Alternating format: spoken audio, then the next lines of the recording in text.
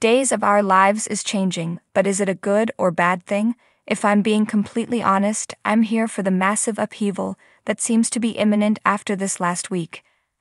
First, the good news, even though I realize it's already been known for a week. Days of Our Lives revealed Albert Alar's departure on Friday night.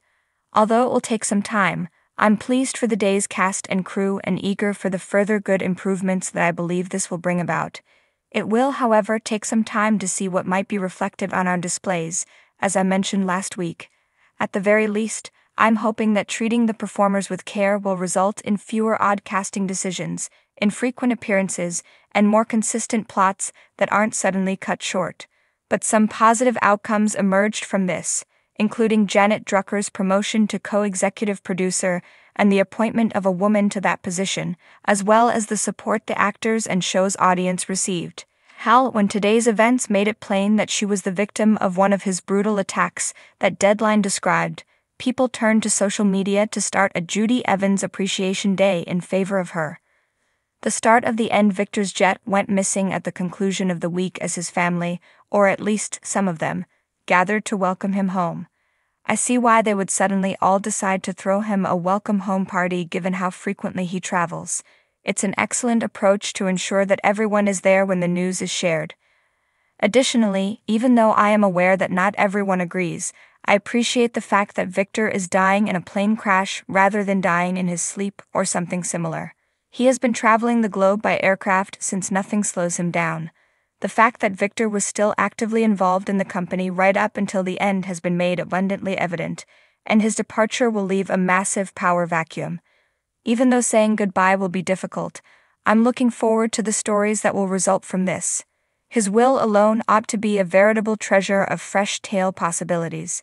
Victor could leave everything to Maggie, and make the family reliant on her if they really intended to annoy everyone.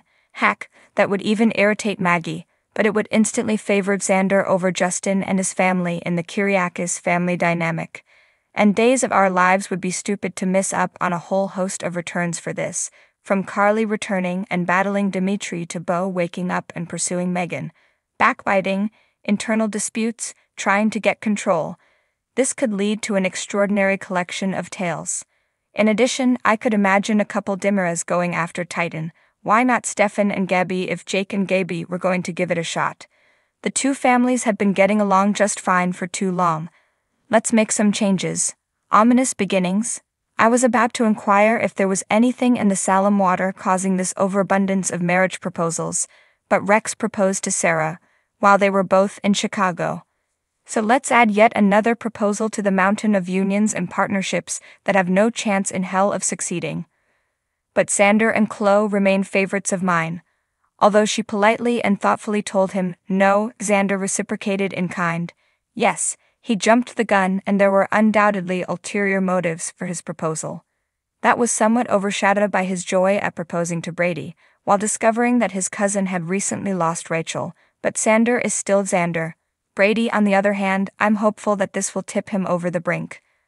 The fact that Chloe is even thinking about getting married to Xander must have done the trick for him because he came so close to carrying out his plan to flee with Rachel, which he happily abandoned because it would have forced him off-screen.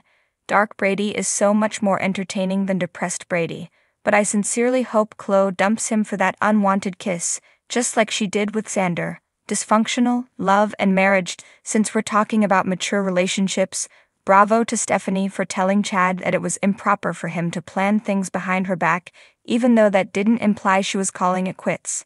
However, it might not have been the best idea to start that by hurling a drink in his face. And given how she keeps giving Alex chances, I'm beginning to question whether she isn't being overly forgiving. Additionally, I really enjoyed watching Kristen make fun of EJ and Chad and call them fools for agreeing to Stephanie's scheme.